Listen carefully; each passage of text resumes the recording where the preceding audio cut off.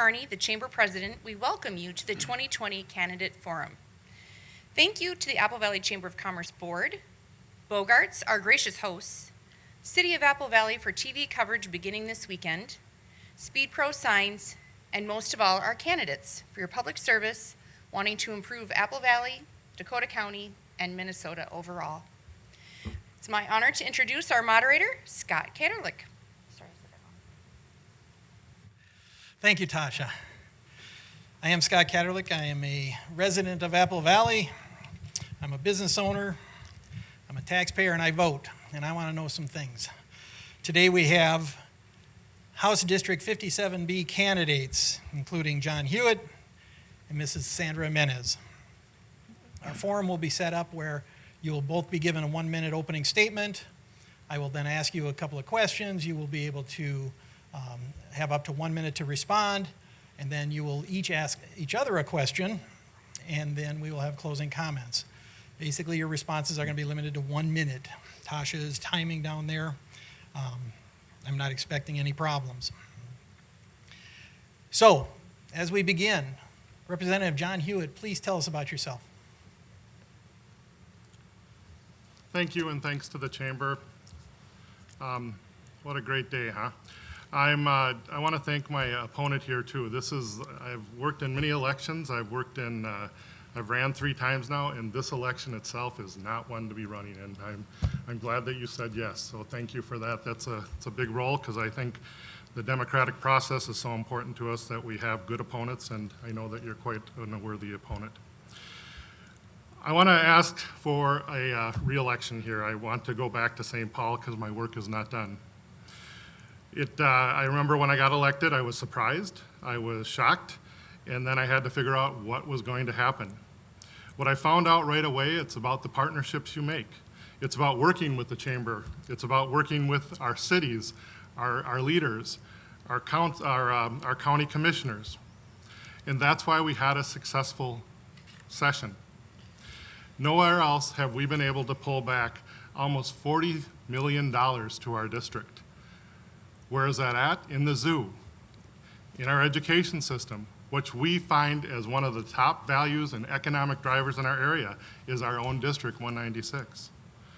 These were the values that I brought forth to St. Paul, and as everybody said, it's what can you do to bring home the bacon? We have to pay taxes, we know that, but we weren't getting our money back out of St. Paul. So that was my focus.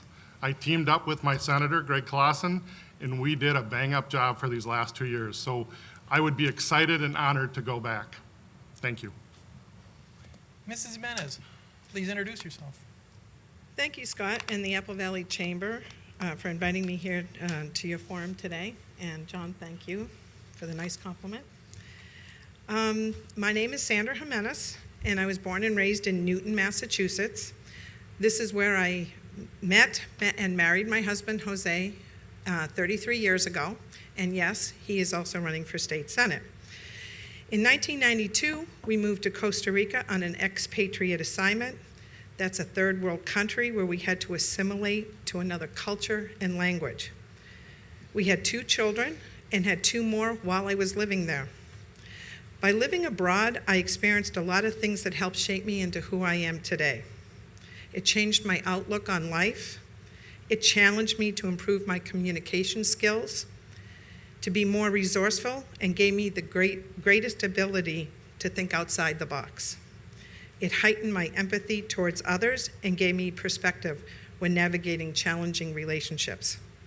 It also increased my self-confidence, allowing me to deal with any new challenge that comes before me. Great, thank you, Mrs. Jimenez. Now we're going to get into the question and answer period. Starting with Representative Bierman, starting with Representative John Hewitt. I can get Robert if you need him. The Minnesota Office of Management and Budget issued a report this summer that indicated the state's budget deficit for the 2021 biennium could be $2.4 billion. That projection came just 3 months after the Minnesota Office of Management and Budget reported a $1.5 billion surplus. Now a planning estimate by the state indicates that the budget's shortfall for the 2022-23 biennium could be as much as $4.7 billion. What are your plans on dealing with the shortfall? Thank you for the question, and we don't know where that shortfall is. There's new revenue forecasts coming out that say we're doing better than what we were, so I don't know about that 4.7 number, but we're going to have a deficit, and we're going to have to deal with it, and there's going to be some hard choices to make. Naturally, we're going to have to look towards efficiencies in government. We're going to have to look towards some hard cuts, but we'll get there. We also have to look at what we can do for opportunity. We can't cut our way out of deficits. We need to look at opportunity, i.e., what do we have to grow in our own district here? In the east side of our district, over in Rosemount, they have tons of space for businesses. By growing businesses, you create the tax base. So I'm interested in doing things like that that are going to work like I've done in my last 2 years, always looking at opportunity for the district. We can't, cuts are easy to say. Yes, we can cut this, we can cut that program and cut that, but realistically, we need to look at opportunity in this time once we're post-COVID. Thank you. Sandra, the 2020 legislative session ended without a bonding bill in May. The governor held 5 special sessions, finally produced a bonding bill. Give last year's legislature a grade that has now passed the $1.9 billion bonding bill, and tell me why. Can you repeat that question? Sure. The 2020 legislative session ended without a bonding bill being signed by the governor. The governor has held 5 special sessions since then, which finally produced a bonding bill. Give last year's legislature a grade based on their performance and why. Okay. Well, every Minnesotan values good transportation and infrastructure, water treatment plants, and state building repairs, which are essential projects. Recently passed was the largest bonding bill in Minnesota history, which included non-essential projects and spending. I am generally supportive of smaller bonding bills for just essential products, so I would probably rate that as maybe a B-. Great, thank you very much. Representative Hewitt, partisanship appears to be at the highest level, both at the state and national level. What can you do to improve the ability to pass solid bipartisan legislation that works for all Minnesotans? You can leave your mask off. Great question, and yes, it is. It sits within our own state. We have large partisan bickering going on. I am proud to say that I was able to reach across the aisle many times in my short time. I'm seen as a moderate in the House. 45% of my bills that I'm one of the highest bill writers, thanks to my senator, but 45% of my bills are signed on to by Republicans. I enjoy working with the Republicans for a simple thing. I can go to my own party and like-minded people, right? I love going across the aisle, talking, getting new ideas, going where we need to go. And they come to my office a lot too. So I think that the first thing is start having discussions, turn the volume down, and really go where you gotta go. Because that's what the problem is. We stopped talking and listening. We have to do that again. I was raised in the 70s and 80s, and my mom, God bless her soul, she would just be ashamed of what she sees today in both parties. And so I really think that what I've learned is to listen. And as my wife tells me, I'm not always right. So, thank you, Representative Hewitt. Mrs. Jimenez, what do you feel the top issue in Minnesota is today? Probably, well, there's a lot of them. So probably the COVID-19 is probably the top one. First, we must end Governor Walz's unilateral overreaching emergency power, open up businesses, reduce regulations, decrease tax burdens on businesses and Minnesotans, ensuring and trusting that families and individuals will have the freedom to make the best choices for their own businesses while following safety guidelines. Great, thank you. You're welcome. Representative Hewitt, what are the issues for the upcoming legislative session? what aren't the issues? The largest issue, again, and Sandra, thank you for mentioning, is COVID. We need to deal with this. I don't care who wins the White House. The bottom line is we got to take care of our state. It's in our Constitution that we need to do this. It's one of the first lines that say we need to worry about that we need to take care of the people's health. We all, right now, we don't agree. That's hard. Again, we got to turn the volume down and do what the sciences say, and really get this taken care of. This is still, I as a healthcare worker, and I met with a bunch of nurses last weekend from the ER, and today we've seen 35 deaths.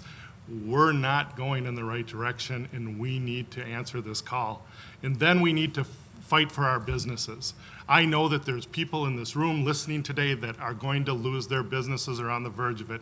We need to step in as state legislators and find out what we need to do, possibly to subsidize some businesses to go on. We've already been working on property taxes, possibly forgiving them. Great. Thank you, Representative Hewitt. Sandra, if you win election, you're going to be sent to St. Paul. What is the first law that you want to pass to help Minnesotans? That's a great question. One of the biggest expenses facing small business owners is medical insurance premiums for their families and employees. I would propose legislation that would bring back Minnesota Comprehensive Health Insurance, MCHA, that was unfortunately eliminated by the Affordable Care Act, which would cover high-risk patients and those with pre-existing conditions. Part of that bill would also open Minnesota medical insurance market to outside competition that would reduce premiums for all, reduce the state mandates on insurance companies on the type of coverages and policies that they can offer to their customers. This legislation would be a budget neutral, but would make our business community more profitable and put more money back into the pockets of our residents. And yes, you will be able to keep your doctor. Fantastic. Thank you. We are now at the point where you probably haven't experienced this yet in the campaign trail, but you get to ask each other a question. So we'll begin with Representative Hewitt. Ask Mrs. Jimenez a question. You got 1 minute to ask the question. You have 1 minute to respond to the question. Thank you. Sandra, again, being a candidate, you may have changed some of these thoughts. You may have rethought them, but I also share a profession with you in real estate too. We know as realtors that people buy schools. We know that a lot of our people down here moved here because of our great schools. This is why this was a target to me when I first went to the Minnesota House. I knew that the schools did not have an investment in years, like we're talking 6 to 8 years. We needed to change the formula. We did so. That meant $15 million for our district alone. That bill actually saved teachers from being laid off, kept class sizes down, helped with more of the cross subsidy. My concern that you have spoken both in writing and in your campaign speeches have said that you believe that there is excess baggage in the schools. You believe that we should probably go to a school choice, i.e. voucher system. I have concerns about this because if you win, I will be your constituent. What's your question? What's your question? My question is what are you going to do to protect the schools? Are we in a minute already? Sorry. Well, you know, there's a couple of issues with the schools that are dear to me. One is that I don't feel that the schools help the future workforce. And unfortunately, the schools have a one-size-fits-all, which we all know is not true. One size doesn't always fit all. All our children are being groomed for college, but it doesn't fit everyone, and some really bright kids fall through the cracks. We have a real shortage of skilled workers in the trades. I'm sure you know that. And we need to open up opportunities to give our kids choices like electricians, plumbers, welders, and the military, where they can succeed. Part of that is also doing school choice, because that school might not be good for my kid, but I might find another school that would be. I did have a son, and he did not do well in this school in our district, but yet it was very hard to find a school that would fit him, and I think it would have been better for him if I found a school that would have been, and the school choice would have helped me to do that. Great, thank you. Sandra, a question for Representative Hewitt. Okay. John, Rosemount and Coates are heavily dependent on the tax base and large number of high-paying union and management jobs at the Pine Bend Refinery Complex. The Pine Bend Refinery is supplied by the Enbridge pipeline, and Enbridge also supplies associated businesses that fill the north end of our district. I would like to know how you can claim to us voters to be a moderate in service to our district when, as a member of the DFL House Climate Action Caucus, you actively sought and advertised that you received the endorsement of the DFL Environmental Caucus. This caucus has goals to eliminate all Enbridge pipelines through attrition and instituting high gas taxes and carbon taxes on all homes and business energy usage in our district. This caucus also openly declares that the entire Green New Deal be the official DFL party policy. Are you willing to denounce the caucus's goal of choking off the Enbridge pipeline to the refinery? Representative Hewitt. Sandra, thank you very much for that great question. First of all, I have not sought the DFL Environmental Caucus endorsement. That might be bad data, so you might want to check on that. Secondly, this is where I do stray from my party, and this is well known. However, Enbridge has a role in this too. I know that they bring a lot of jobs, and I work real closely with Flint Hills. Flint Hills is one of my partners at the Capitol, and we do have an uphill battle because there are some differences with what we see. Now understand, Flint Hills is moving towards cleaner burning fuels, and I advocate for them, and we work together. So I am real proud to be that, and those are union-paying jobs, and you're right, that's just wonderful to have those jobs. And the same with Enbridge, but Enbridge has to step to the plate here too. Enbridge does not like the way that we tax their real estate. Enbridge wants us to change that. They're suing the state. They got to back off that lawsuit, and then we can start talking. Those fees around the state, because a lot of cities have that, go right to the towns and communities so they can depend on that for their schools.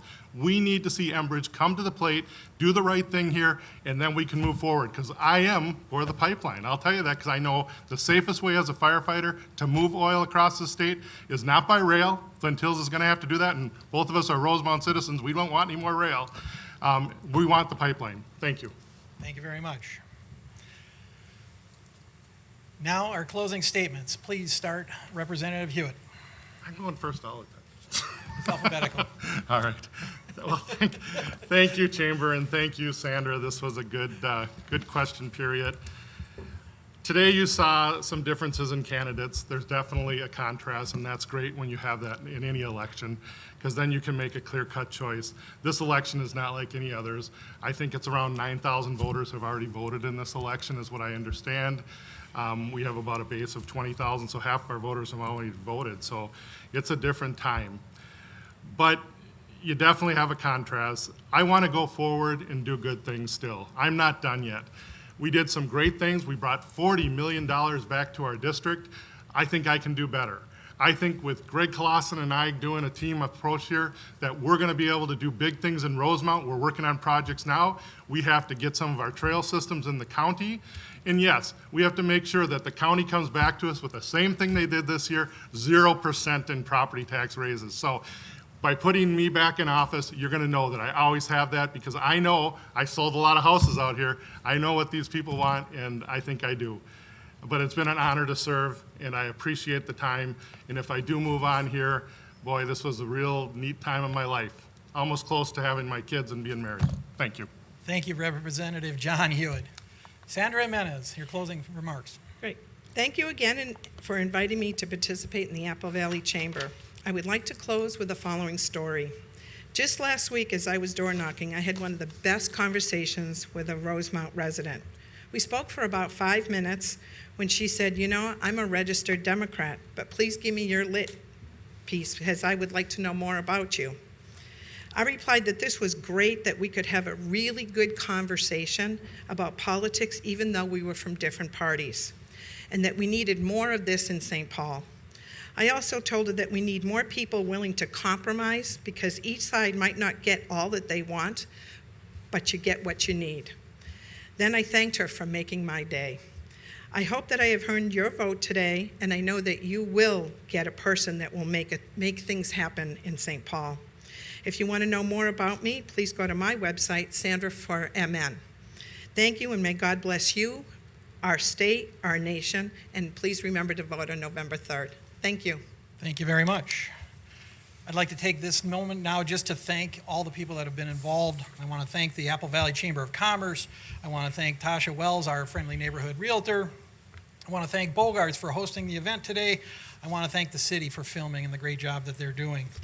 And most of all, I want to thank the candidates for coming out and sharing your thoughts and ideas with the citizens and the residents of Apple Valley and Rosemount and Coates and Lakeville. So thank you very much. These races are going to be shown on cable access television here in Apple Valley. You'll be able to see them. We also have Facebook Live going, so you will be able to have a review of what happened here today. I want to thank everybody. Have a great day.